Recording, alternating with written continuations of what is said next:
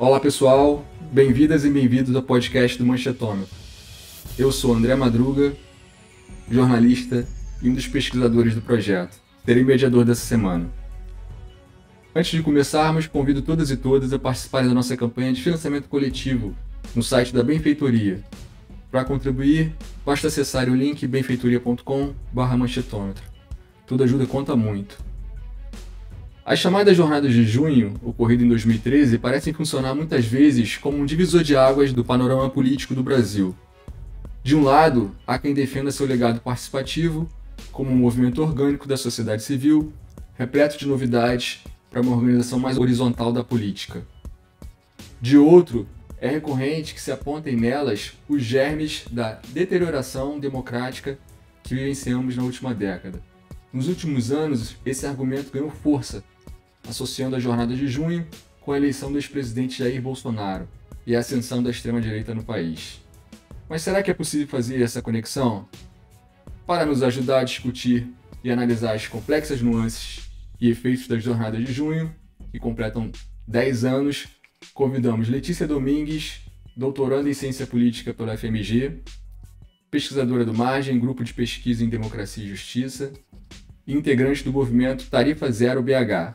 Bem-vinda, Letícia. Olá, pessoal. Obrigada aí pelo convite. É um prazer estar com vocês. A gente que agradece. Letícia estreante no nosso podcast. Contamos também com Raíssa Macedo, doutoranda em Ciência Política pelo ESP-UERJ e pesquisadora do Manchetômetro. Bem-vinda, Raíssa. Obrigada, André. É um prazer estar com vocês hoje. Obrigado às duas. Vamos lá. Antes de discutirmos os efeitos das jornadas, precisamos discutir um pouco suas causas. Sabemos que as jornadas foram resultado de fatores multidimensionais e possivelmente até antagônicos entre si. Nesse sentido, é possível interpretá-las sob diferentes perspectivas. Para vocês, qual a interpretação mais adequada sobre os movimentos? Como vocês resumem as principais causas que impulsionaram os protestos? Então, para a gente pensar sobre junho, eu acho que é um pouco comum a gente falar que tiveram vários junhos, porque a própria pluralidade de demandas, a própria diversidade no espectro político e de causas levantadas durante os protestos, nos cartazes, nos cantos, nas diversas cidades que foram se espalhando durante junho, a gente então tem essa tendência a dizer que tiveram diversos junhos e que tem toda essa diversidade.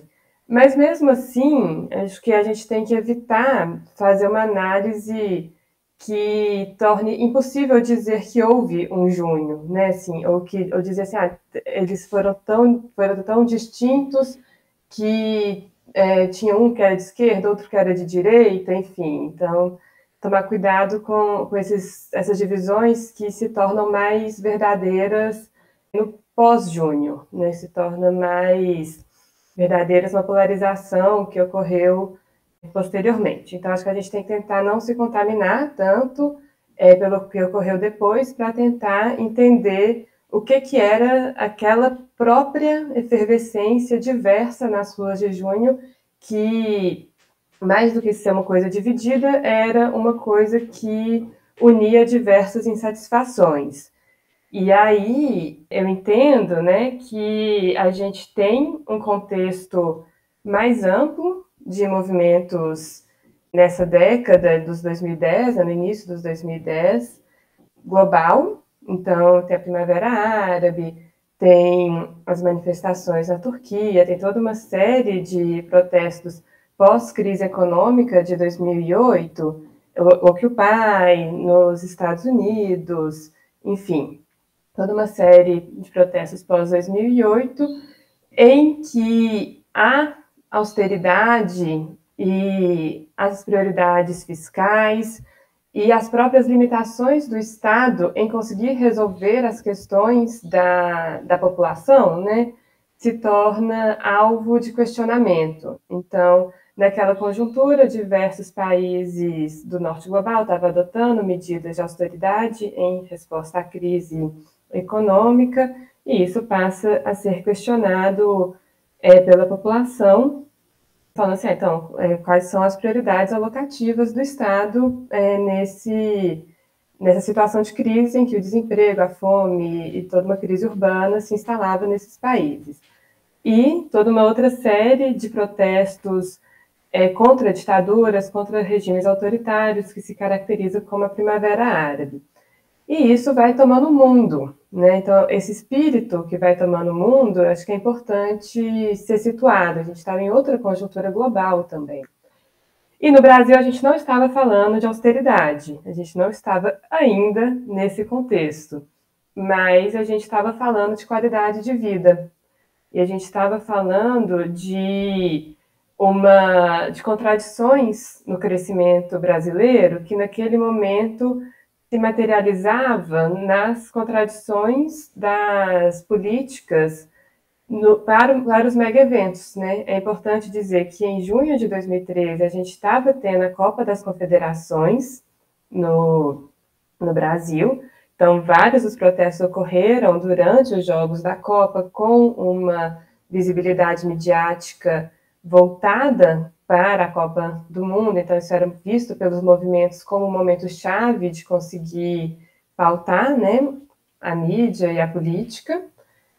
E vinha, então, de um longo processo de questionamento de movimentos sociais urbanos sobre uma contradição de um crescimento econômico que não se traduzia no mesmo ritmo em melhoria de qualidade de vida e de acesso a serviços e de garantias de direitos conforme se desejava, né?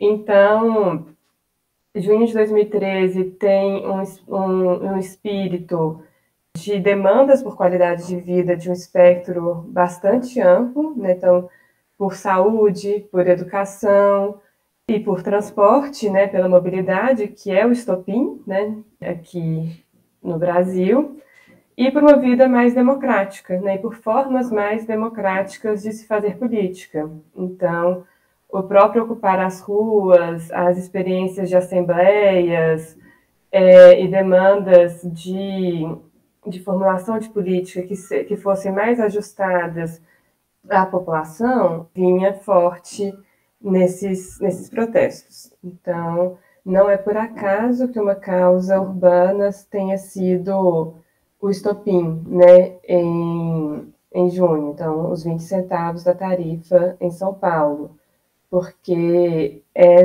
nesse espaço urbano que diversas contradições da política e da qualidade de vida se expressavam e formas diferentes de querer construir, né, esse espaço e essa política começava a se fortalecer.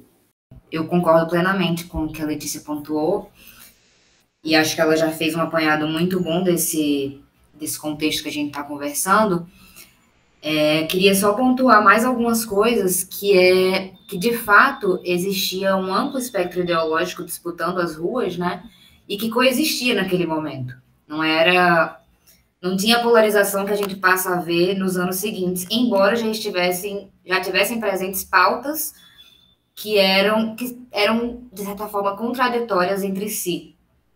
Então a gente tem esses movimentos muito, muito claros em busca de um aprofundamento democrático, contra desigualdades, essa busca pela ideia de um direito à cidade, serviços públicos de qualidade, aí contra a priorização dos mega-eventos, né? Mas, de outro lado, a gente tem também uma certa desconfiança com a política, uma desmoralização, uma desqualificação da democracia representativa, uma certa culpabilização desse sistema por todos os males, né, que tomavam o país, principalmente também com essa percepção e essa insatisfação com a corrupção, que, claro, existe, mas também foi muito alimentada pela grande mídia. E aí eu acho interessante que existia já uma polarização em torno das ações governamentais, né, porque tinha gente que estava nas ruas com ideia mais de meritocracia, contra, por exemplo, como se davam os programas de assistência do governo, de transferência de renda, e outras que queriam meio que o contrário disso, né? O aprofundamento de reformas sociais que eram vistas como importantes.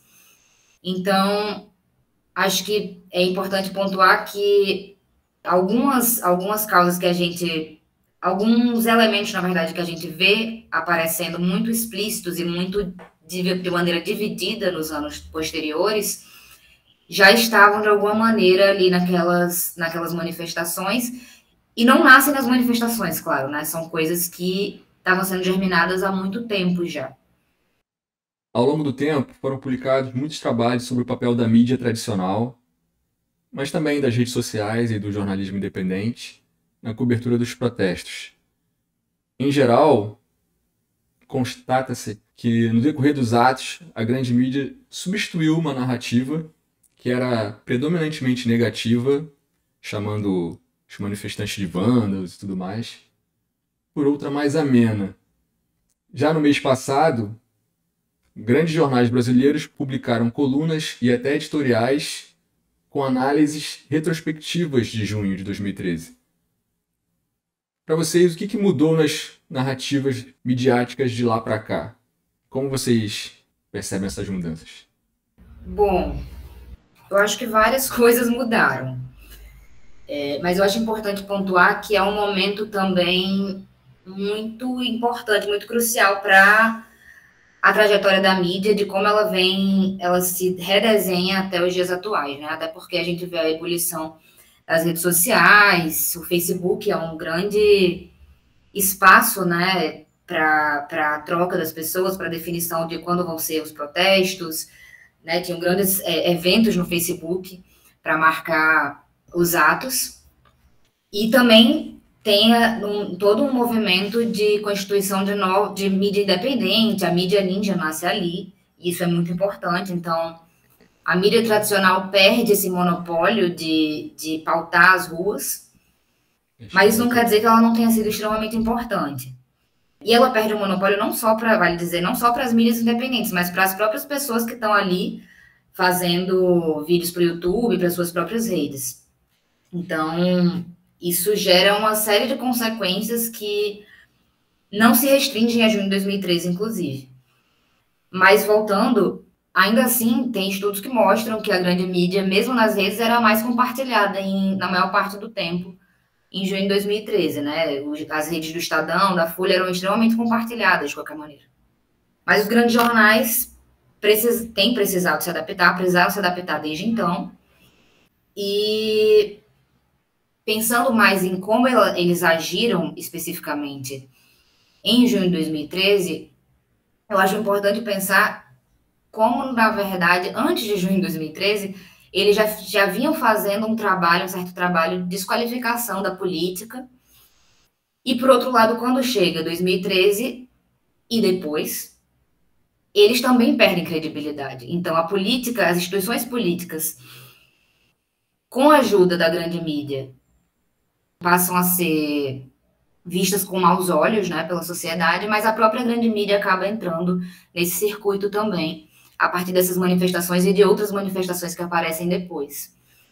Então, especificamente sobre como a mídia cobriu, realmente a gente vê que teve uma divisão da cobertura de um momento para o outro, principalmente acho que a partir do dia 17 de junho, a mídia passa a ser mais benevolente. Como o André falou, como ela, em um primeiro momento, falava muito de vandalismo, da depredação de prédios públicos ou privados, tinha uma ótica muito negativa, num segundo momento, principalmente com a truculência muito pesada da polícia militar, que inclusive chega à cobertura do jornalismo, né? Tem jornalistas que são agredidos, entre outras coisas, são atingidos por algum artefato.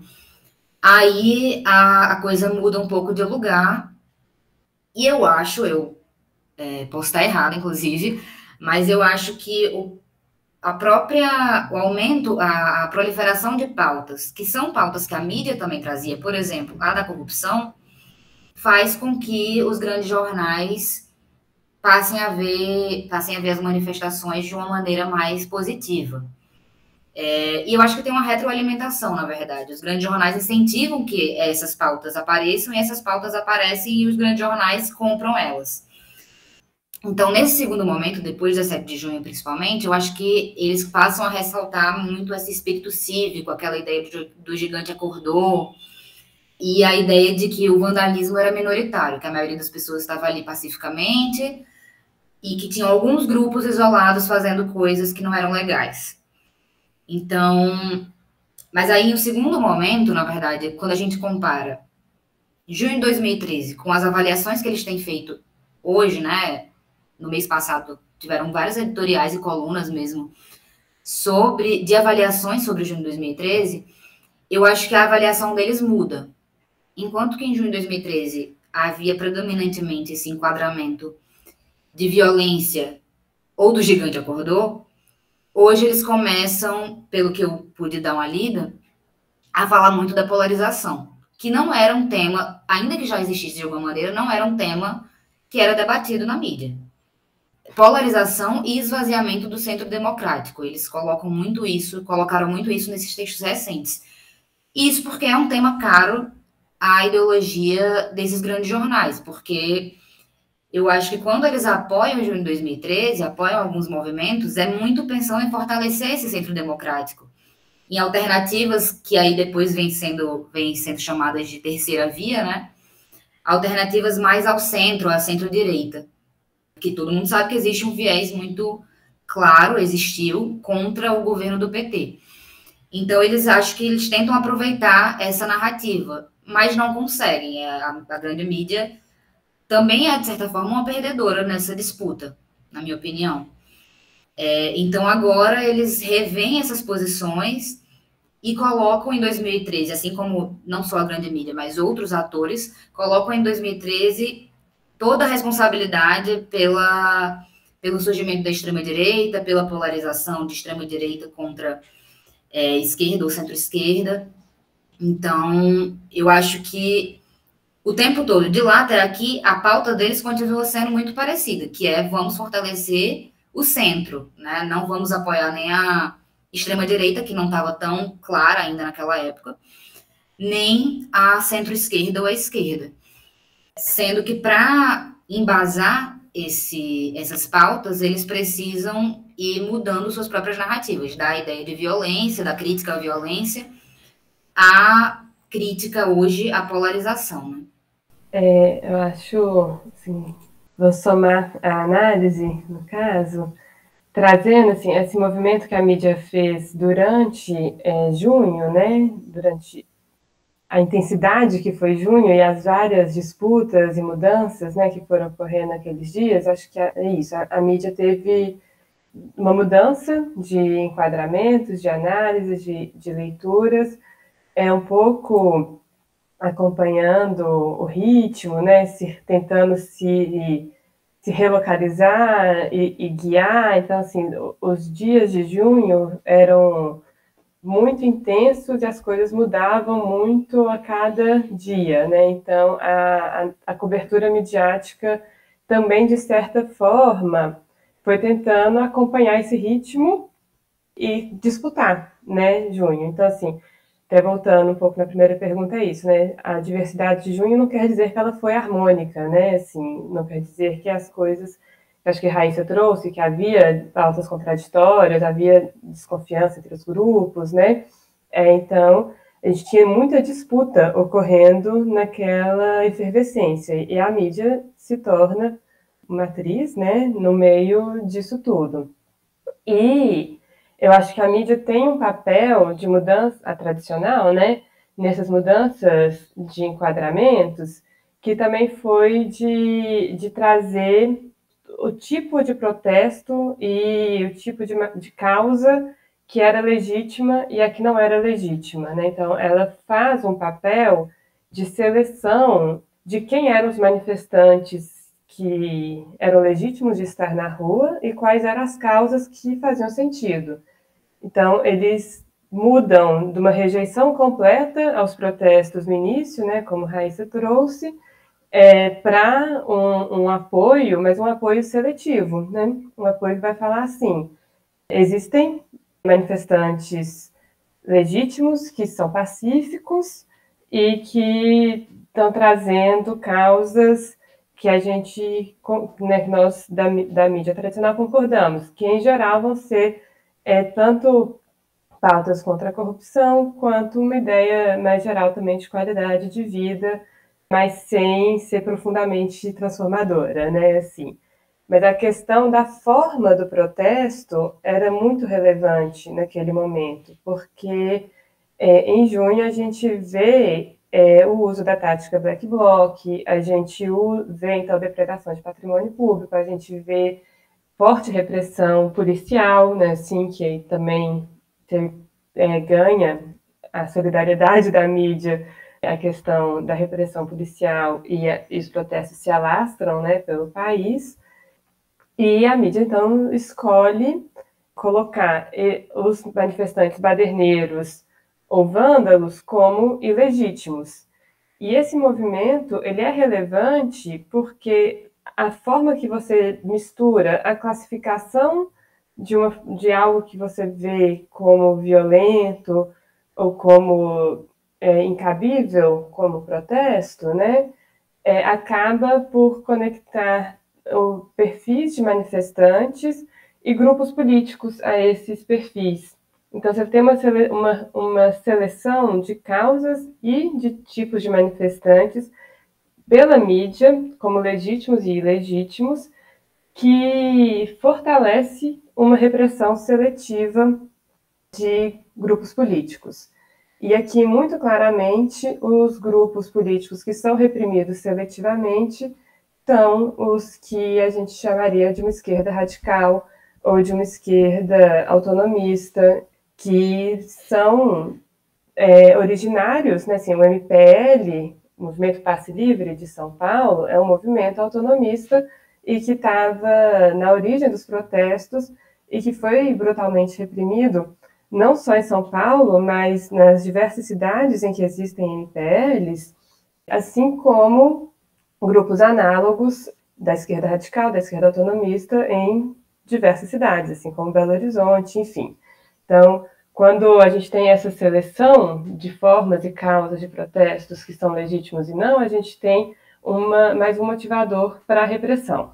Então, acho que isso é muito importante para entender também o pós-junho, porque quando você tem a esquerda não governamental, né, a esquerda crítica ao governo petista reprimida com apoio da mídia, né, a gente tem um esvaziamento desse espaço na disputa posterior, né, onde a gente vê a direita ganhando mais força.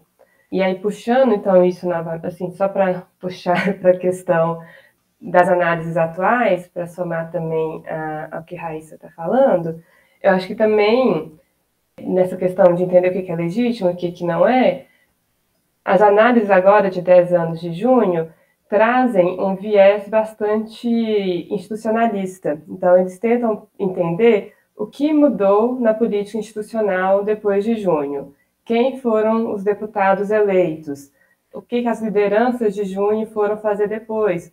Quem são as figuras que passam a ocupar a política depois de junho?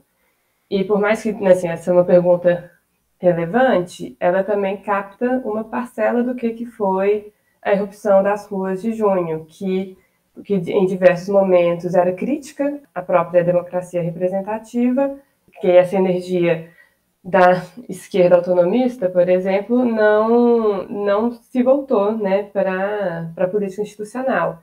Ela se volta para movimentos de base, para organizações de movimentos sociais, para disputas como foram as ocupações das escolas secundaristas, os rolezinhos, outros tipos de organização, manifestação e desorganização política que não são facilmente captáveis se a gente enquadra pela política institucional.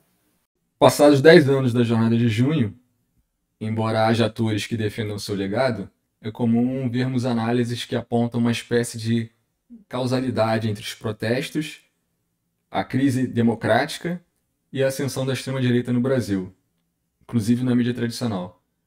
Lembrando que a mídia começou depois de junho, a incorporar certas figuras de movimentos de direita, né? Dando espaço em colunas e tudo mais. Qual a avaliação de vocês sobre esse diagnóstico e quais as reais consequências daqueles eventos para o cenário político brasileiro? Então, eu acho difícil falar em causalidade, porque eu acho que tiveram muitos outros fatores e muitos acontecimentos posteriores, inclusive, a junho de 2013, e esses próprios acontecimentos a gente não pode dizer que eles são consequência. Claro, eles têm, junho de 2013 reverbera neles, mas eu não acho que dê para afirmar que causa necessariamente o que acontece depois, da maneira que acontece depois. Mas o que a própria Letícia estava falando agora, desse espaço de legitimidade, né, o que é legitimado e o que não é, a direita é legitimada. Claro que acho que a mídia não previa o que viria a se tornar o que aconteceu, né? O que viria a se tornar essa direita.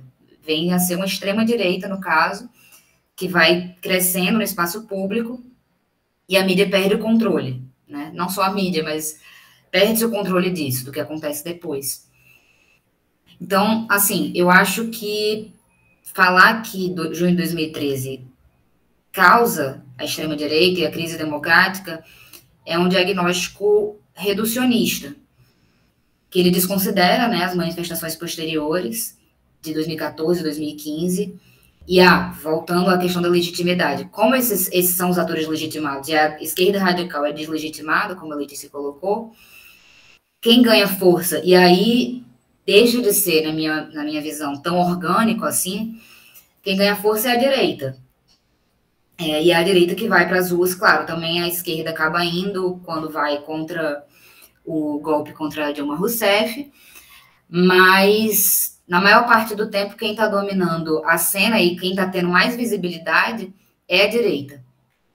E aí novos atores da direita, que já existiam, claro, mas que não tinham a visibilidade que passaram a ter, também surgem, né, aparecem na cena.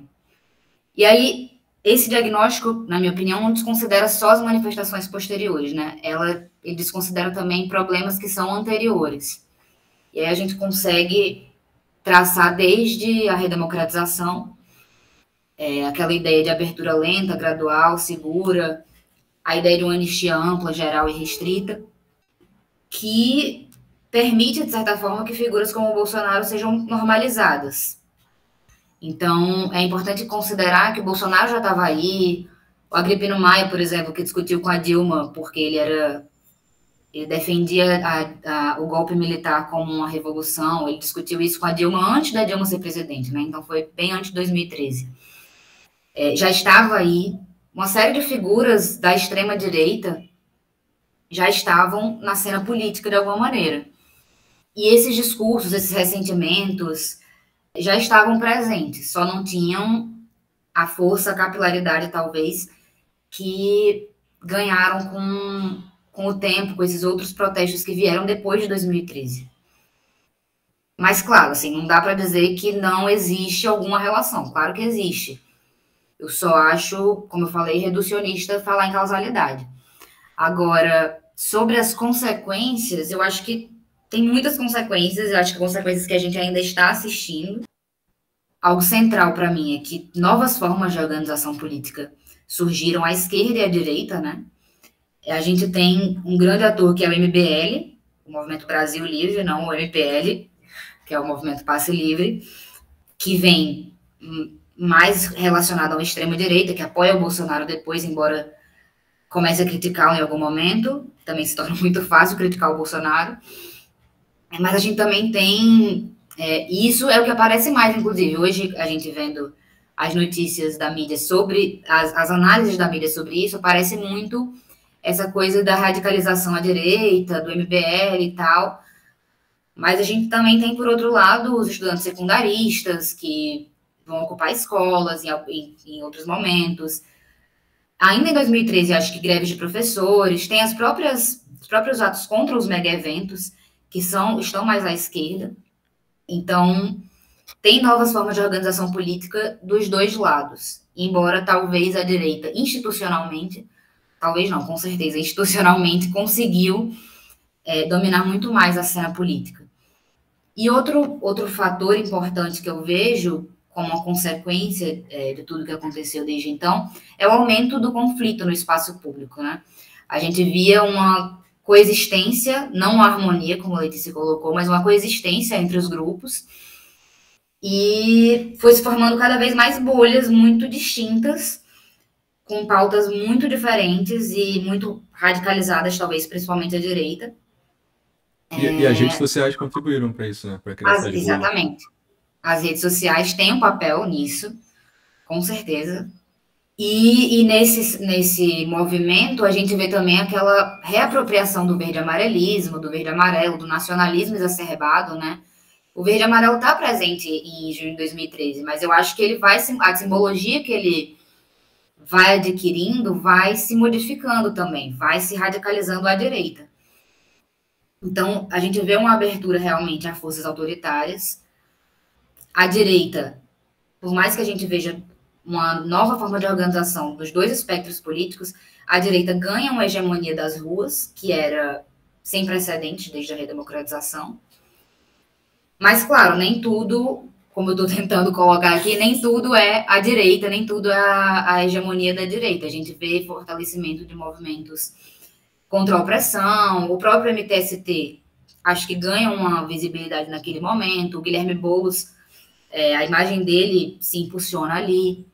Então, fortalecimento de movimentos LGBTQIA+, antirracista, feminista, a própria Tarifa Zero é um movimento que ganha uma impulsão muito grande. Inclusive, eu acho até interessante comentar que eu acho que ontem, só para deixar registrado aqui, acho que dia 13 de julho, o Gilmar Tato, que é deputado federal pelo PT, né, falou que conseguiram agora colocar a pauta da tarifa zero como uma pauta do governo federal, e aí gerou uma série de, inclusive, discussões de pessoas que militaram em junho de 2013, né, que estavam nas ruas em 2013, sobre, poxa, isso veio 10 anos depois, o PT incorporou essa pauta.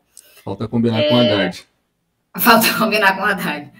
Mas, assim, é isso. Eu acho que talvez é muito o que a Letícia colocou. Acho que talvez de uma forma não tão institucional, a esquerda também se reorganiza, mas isso é uma consequência clara de 2013, mas institucionalmente eu acho que o que aparece de forma mais escancarada mesmo é a organização dessa direita e esse esvaziamento realmente do centro, que acho que é questionável se existe, acho que existem questionamentos se existe um centro hoje, né? Mas aí é uma outra discussão. Legal. Só para dar um exemplo sobre a questão do verde e amarelo, que Raíssa estava falando, que mudou um pouco o sentido e tal, quem tiver fotos de junho, quem estava na rua e tiver fotos, eu sugiro dar uma olhada, porque eu fiz isso. E tinha várias pessoas que eu não tenho dúvidas que eu chamaria elas de esquerda, que estavam de verde e amarelo em junho.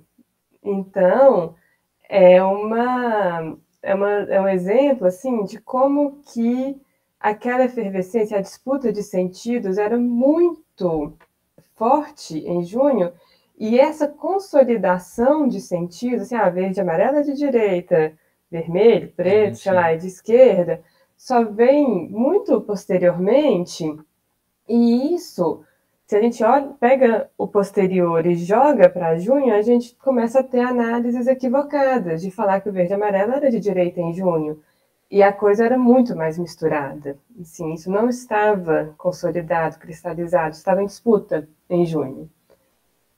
E aí, então, também um pouco partindo desse espírito de tentar entender o verde e amarelo e tudo mais, na minha dissertação de mestrado, eu fiz entrevistas com atores que foram de verde e amarelo para os protestos de 2013 em Belo Horizonte. E também pessoas que passaram ou eram de organizações de direita em 2013. Ou passaram a compor essas novas organizações depois, né? Tipo o MBL, o Livres, enfim. Foi muito interessante notar que essas pessoas, nas narrativas delas, né, elas foram para junho e até acharam aquela coisa assim meio interessante, mas não se sentem parte de junho. Elas não entendem junho como aquele momento definidor da identidade delas, ou algo que elas vão levantar a bandeira de junho e falar, não, aquelas manifestações foram super importantes. Elas vão falar assim, em junho eu até entendi que tinha uma insatisfação e tudo mais, mas era bagunçado demais, as causas eram diversas demais, tinha violência, então elas têm uma narrativa ambígua e que se afasta de junho e se identificam mesmo politicamente com as manifestações golpistas, né, contra a Dilma. Mas, assim, eu trago isso também para a gente complexificar um pouco, né, e entender que esses atores, eles de fato criam uma identidade política posterior a junho. E é quando as coisas começam a se consolidar, né? E aí acho que a Raíssa traz muito bem esse contexto posterior a junho, em que nem tudo que acontece depois de algo é causado por aquilo que antecedeu, né? Assim, a lógica causal é bem... Assim, nem tudo que acontece depois é causado pelo que veio antes. Então, a gente tem eventos, e eu acho que assim, é muito relevante colocar a eleição de 2014 como um evento posterior a junho que potencialmente quebra uma cadeia de causalidade. Então, talvez junho, diferente do que vários analistas falam assim, junho não acabou, eu acho que junho acabou. Eu acho que junho foi uma coisa que, é claro que a gente se inspira e analisa e continua tendo várias questões e vários debates, mas se a gente fica falando que junho não acabou, a gente cria essas distorções de análise que tudo que vem depois de junho é causado por junho. E talvez ele tenha acabado em 2014, assim. Ou você tem um evento político tão forte como uma eleição, em que o Aécio Neves rejeita o resultado da eleição, e isso é uma coisa gritante, a gente não pode, assim, isso não pode ser normalizado, que talvez comece a romper uma cadeia de causalidade, assim. E aí a gente vê uma abertura de espaço para questionar a eleição, uma abertura de espaço para uma organização da direita que passa a ter uma bandeira já completamente voltada para o governo federal, já começa a se organizar contra o resultado pelo impeachment, né, que aí se torna toda a mobilização do Vem para a Rua, do MBL e tudo mais, que é de uma natureza bastante distinta do que se via em junho. Inclusive, na crítica institucional que havia em junho, acho que a gente não tem formulações tão parecidas, que a crítica institucional de junho também tinha muito a ver com limites do Estado provedor, e não exatamente contra o PT. Era contra o PT também em alguns momentos. Mas, enfim, né, tudo muito diverso. E, pensando, né, também como Raíssa trouxe outras consequências para o cenário político, eu acho que a gente tem que falar, né, dos avanços em debates de gênero e raça, a organização de movimentos feministas contra o Bolsonaro, né, como a primeira reação contra o Bolsonaro, ele não, ao avanço das pautas de gênero e raça, que eu acho que não estavam tão visíveis em junho, mas acho que no próprio junho encontra seu limite, né? E é muito interessante dizer-se, né, que a esquerda, junho tentou trazer propostas de novas formas de organização política e do espaço, fizeram ocupações de Câmara, né, então ocupações de espaço público, assembleias e tudo mais, que precisava de repensar organizações de tarefas de quem fala em público, de quem vai numa reunião, de quem vai ser, né, numa ocupação, quem que cozinha e quem que participa da assembleia e quem que limpa, que começa a evidenciar limites da própria narrativa da esquerda em junho em relação a pautas de gênero e raça, que ganha uma nova força no pós-junho e com uma renovação geracional, né, ao longo desses anos. Os mandatos coletivos, eu acho que são uma invenção, uma inovação democrática que vem pela esquerda e que hoje já está mais disseminado, né? E que Raíssa também traz a questão da tarifa zero. Então, a gente, em 2013, o movimento Passe Livre, que defende a gratuidade do transporte público, né, para todo mundo, que é a tarifa zero, ganha uma força muito maior nos últimos anos. Tem mais de 70 cidades hoje com tarifa zero no Brasil. A gente tem falado de propostas nacionais de financiamento de tarifa zero. Como a Raíssa trouxe, o PT começa a fazer algum tipo de pazes históricas com essa pauta, que é originariamente do governo petista, da Luiza Erundina, de São Paulo. E a gente, então, vê um novo ganho de fôlego para essa pauta que foi tão criticada em junho, né? Foi vista como uma coisa completamente utópica em junho e que começa a ganhar uma praticidade, né? E uma viabilidade política e social maior atualmente. É isso. Queria agradecer a participação de vocês, Letícia, Raíssa. Muito bom. Espero que volte. Letícia também. Não com outras manifestações no futuro. Se bem que sim, né? Se for, né? Forem, por exemplo, pela tarifa zero, seria bem bacana. Nossa, pessoal, obrigada pelo convite, pela conversa. Espero voltar e espero que vocês curtam aí, terem ouvido nossas análises. Obrigada, gente. Gostei muito de participar do podcast com vocês. Foi uma conversa muito legal, aprendi bastante. Então, obrigada, André, e obrigada, Letícia. É isso. Para mais informação, acesse o nosso site manchetômetro.com.br e siga as nossas redes sociais.